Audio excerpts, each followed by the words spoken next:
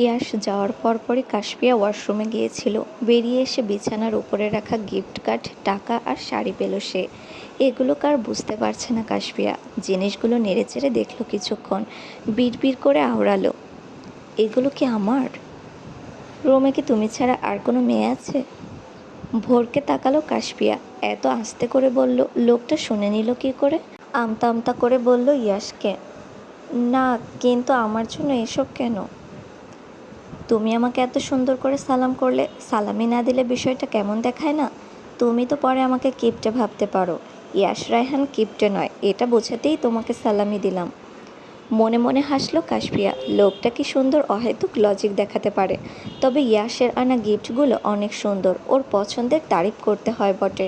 কাশপিয়ার দিকে তাকিয়ে কী যেন ভাবছে ইয়াশ। মাথা থেকে শাড়ির আঁচল পড়ে যাওয়ায় ফ্যানের বাতাসে চুলগুলো উড়ে এসে চোখে মুখে পড়ছে। বিরক্ত হচ্ছে কাশপিয়া। ইয়াশ লক্ষ্য করলো বিষয়টা, কথা না বলে কাশপিয়াকে নিজের দিকে ঘোরালো, যত্ন করে চুলগুলো সব গুজে দিল কানের পাশে। কাশপিয়া কেবল দেখে যাচ্ছে ইয়াশকে। হুট করেই ওর মাথায় আসলো ভাইয়ের কথা। বলল ইয়াশকে, আমাকে ভাইয়ার সাথে একবার কথা বলিয়ে দিবেন? মুহূর্তেই চোখ মুখের ভাবভঙ্গি পরিবর্তন হয়ে গেল ইয়াশের, পিছিয়ে গেল কয়েক পা। কাশপিয়া বুঝলো না কিছুই, মনে হলো শরীর খারাপ হয়েছে। ইয়াশের কাছে গিয়ে গালে কপালে হাত দিয়ে বলল সে, কি হয়েছে আপনার? শরীর খারাপ লাগছে? না তো। ভাইয়ার সাথে একবার কথা বলিয়ে দিন না আমাকে, আমি শুধু জানতে চাই ভাইয়া ভালো আছে কি না। রাগত স্বরে বলে উঠল ইয়াশ, বলেছি তো ভালো আছে, এত কথা কিসের উপমা? আমাকে সময় দাও, সময় আসলে কৌশিক ঠিক তোমার সাথে কথা বলবে। আপনার সাথে আমি এসেছি ভাইয়ার জন্যই, আর আপনি বারবার এড়িয়ে যাচ্ছেন বিষয়টা। মুখে মুখে তর্ক কোনো কালেই পছন্দ না ইয়াসের। মেয়েদের এত বাড়াবাড়িও ভালো লাগে না ওর। এই যে বারবার বলার পরও কাশপিয়া উল্টে প্রশ্ন করে বসেছে, রাগ লাগছে ইয়াসের। চোখ বন্ধ করে বড় বড় শ্বাস ফেলল ইয়াস। নিজের রাগ নিয়ন্ত্রণে রাখার বৃথা চেষ্টা চালালো কিছুক্ষণ।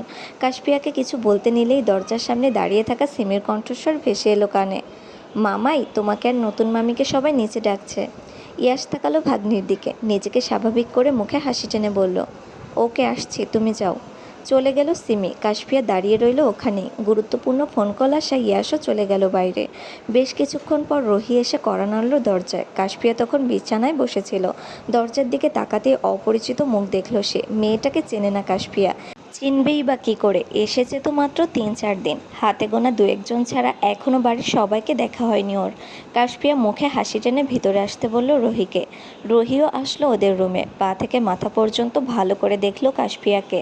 মেয়েটা সুন্দর, বয়স কম, গোলগাল চেহারা, ফর্সা দেখতে, মাথার লম্বা চুল, কাজল কালো চোখ। এই চোখের মায়াই বুঝি পড়েছিল ইয়াস। দীর্ঘশ্বাস ছেড়ে ভাবল রহি, মেয়েটাকে পছন্দ করার কারণ আছে বটে, কিন্তু রহি কি দেখতে এতটাই বাজে? ওকে ভালোবাসা যেত না একবার? কথাগুলো ভেবে নিজেই নিজেকে বকাঝকা দিচ্ছে রহি। অন্য নারীর স্বামীকে নিয়ে কি ভাবছে সে এসব? এগুলো যে পাপ। এদিকে কাশপিয়া তাকিয়ে আছে রহির মুখপানে। মেয়েটাকে জানতে ইচ্ছে করছে ওর। রহি লক্ষ্য করলো এটা, হেসে জিজ্ঞেস করলো কাশপিয়াকে, নাম কি তোমার? কাশপিয়া। ভ্রুকুচকে আরেকবার বলল রহি। ইয়াশ যে তখন উপমা বলে ডাকলো। সাথে সাথে উত্তর এলো কাশপিয়ার থেকে, উনি উপমাই ডাকেন। আবারও কেমন মন খারাপ হলো রহির। কি সুন্দর নাম দিয়েছে মেয়েটার ইয়াশ। ওর কেন এমন ভাগ্য হলো না? কেন চেয়েও পেলো না ইয়াশকে? প্রতিবার বাড়িতে আসলেই এই রুমটাতে আসতো রহি। ইয়াশের রেখে যাওয়া সব জিনিসগুলো ছুঁয়ে দেখত সে। মনে হতো ইয়াশকেই ছুঁয়েছে। কিন্তু এখন এই রুমটাতে কেমন দমবন্ধ লাগছে। ওর প্রিয় মানুষটার সাথে এই রুমে অন্য এক মেয়ে থাকে, স্ত্রীর অধিকার নিয়ে তাকে স্পর্শ করে। না না, আর এগুলো ভাবতে পারছে না রহি। বেশিক্ষণ এখানে থাকলে কান্না করে দিবে সে। দ্রুত বলল কাশপিয়াকে, চাচি রাগ করবেন, তোমাকে না ডাকলেন অনেক আগে, তাড়াতাড়ি চলে এসো। রহি চলে যাচ্ছিল রুম থেকে। দরজার সামনে পা রাখতেই বলল কাশপিয়া, আপনার পরিচয় দিলেন না তো? আমার পরিচয় জানলে তুমি খুশি হবে তো? তা হব না কেন? হাসলো রহি। যেতে যেতে বলল কাশপিয়াকে উদ্দেশ্য করে, আমি রহি। নামটা শোনা মাত্রই কপালে ভাঁজ পড়ল কাশপিয়ার। মনে হলো এই নামটা শুনেছে সে। হ্যাঁ, মনে পড়েছে। তখন ইয়াসের আপুর মুখেই শুনেছিল রুহি ইয়াসকে পছন্দ করে, এই কথাটাই বলেছিলেন তিনি। আচ্ছা, মেয়েটা তো সুন্দর, পরি বললেও ভুল হবে না। ইয়াস নিশ্চয়ই পছন্দ করে মেয়েটাকে, ওদের মধ্যে কি বাধা হয়ে দাঁড়ালো কাশফিয়া? কিন্তু সব কিছুর পরেও এসব ভেবে তার এত খারাপ লাগছে কেন? কেন মনের মধ্যে কষ্ট হচ্ছে ইয়াসকে অন্য কারো পাশে ভাবতে?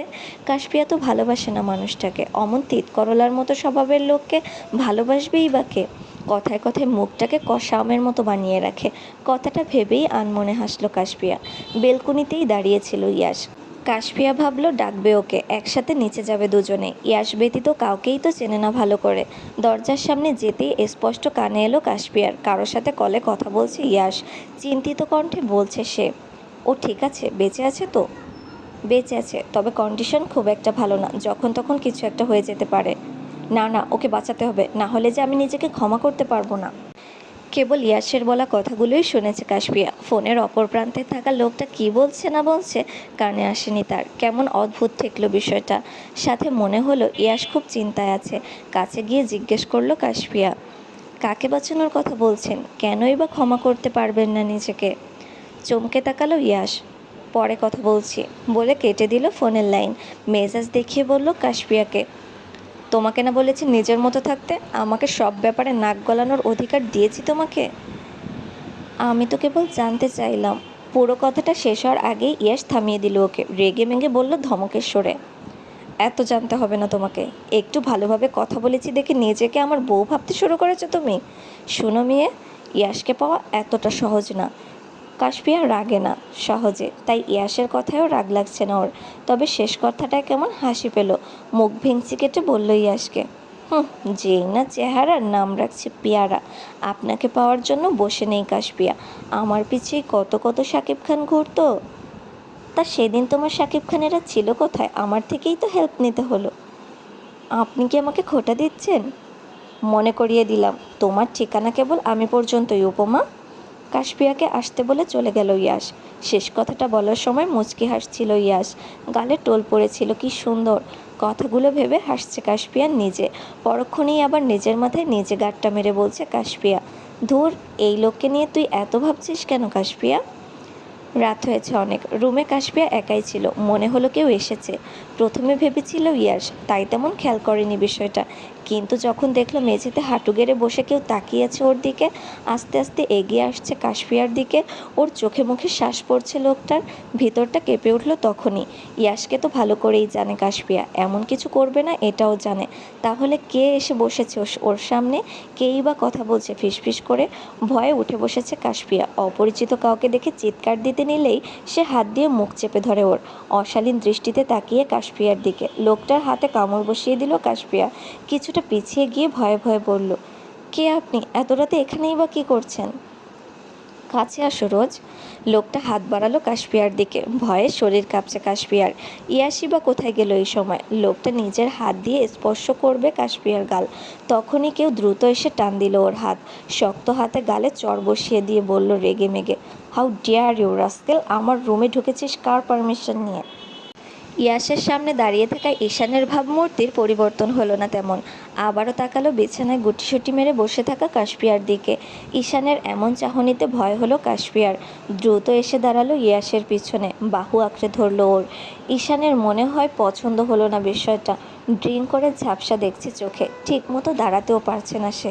তবুও নিজেকে ঠিক রেখে বলল ইয়াসকে, এটা তো আমার রুম, তোর রুম হলো কিভাবে? ইয়াস বাঁকা হাসলো, কী যেন ভেবে এগিয়ে গেল ঈশানের দিকে। ওর শার্টের কলার চেপে কাছে নিয়ে আসলো নিজের, বলল বিড়বিড় করে, বাহ, খন্দকার মঞ্জিলে মদ খেয়ে মাতলামও হয়।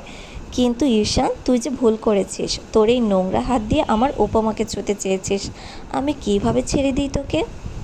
ইয়াস টানতে টানতে নিচে নিয়ে গেল ঈশানকে। যাওয়ার আগে কাশফিয়াকে চোখের ইশারায় বলে গেল নিচে না নামতে। কাশফিয়াও বাধ্য মেয়ের মতো শুনল ইয়াসের কথা। ড্রিম লাইটের আলো জ্বলছে কেবল, ঘুটঘুটে অন্ধকার পুরো বাড়িতে। রাত তো অনেক হলো, এই সময়ে কেউ সজাগ থাকবে না, এটাই স্বাভাবিক। ইয়াসের রাগ লাগছে প্রচণ্ড। কয়টা চড় মেরেছে ঈশানের গালে, ঠিক নেই তার। ঈশানও এবার খেপেছে, নিজের সর্বশক্তি দিয়ে আঘাত করতে চেয়েছে ইয়াসকে, কিন্তু মাতাল অবস্থায় ইয়াসের শক্তির সাথে পেরে ওঠেনি সে। ড্রয়িং রুমের জিনিসপত্র ভাঙার আওয়াজে জেগে গেছেন বাড়ির সবাই। হন্তদন্ত হয়ে ছুটে এসেছেন ড্রয়িং রুমে। লাইট অন করতেই মেঝেতে বিধ্বস্ত অবস্থায় পড়ে থাকা ঈশানকে দেখল সবাই। ইয়াসের হাতে শক্তপোক্ত একটা কাঠের টুকরো, রক্ত ঝরছে ওটা থেকে। ওর কপালটাও কেটে গেছে খানিকটা। চোখ মুখ রাগ নিয়ে তাকিয়ে আছে ঈশানের দিকে। ইয়াস আরেকবার আঘাত করতে যাবে ঈশানকে, তখনই সুফিয়া বেগম মুখে হাত চেপে ডেকে উঠলেন ইয়াসকে। ইয়াস, কি করছো এসব? ও ভাই হয় তোমার। ইয়াস দাঁড়িয়েছিল খাবারের টেবিলের কাছে। রাগে মাথা ফেটে পড়ছে ওর। টেবিলে রাখা কাচের জিনিসপত্র সব ছুঁড়ে ফেলেছে মেঝেতে। চিৎকার দিয়ে বলে উঠেছে সুফিয়া বেগমকে, ভাই? কিসের ভাই? আমার কোনো ভাইটাই নেই আম্মু। ও শুধু আর শুধুই তোমাদের ছেলে হয়, আমার কিছুই হয় না। বাড়ির সবাই উপস্থিত ছিলেন তখন। ইয়াসের এমন রাগ দেখে ভয়ে হাত পা কাঁপছে সিমির। দৌড়ে নিজের রুমে চলে গেছে সে। বাকিরা হতবাক হয়ে কেবল তাকিয়ে আছে ইয়াস আর ঈশানের দিকে। মাথায় প্রচণ্ড ব্যথা পেয়েছে ঈশান।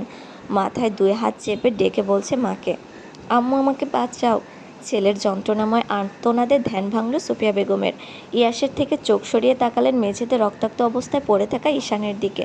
সবাই মিলে দৌড়ে এলো ঈশানের কাছে। উজ্জ্বল আর বাকিরা মিলে নিয়ে গেল ওকে হসপিটালে। পুরোটা সময় ঘরের এক কোণে দাঁড়িয়েছিলেন আনোয়ার সাহেব।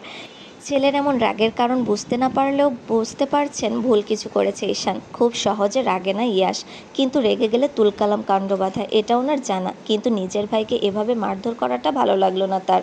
কাছে এসে বললেন ইয়াসকে, ঈশান ভুল করেছে? ভুল না করলে আমি ওকে মারতাম না আব্বু। আমাদেরকে বলতে পারতে।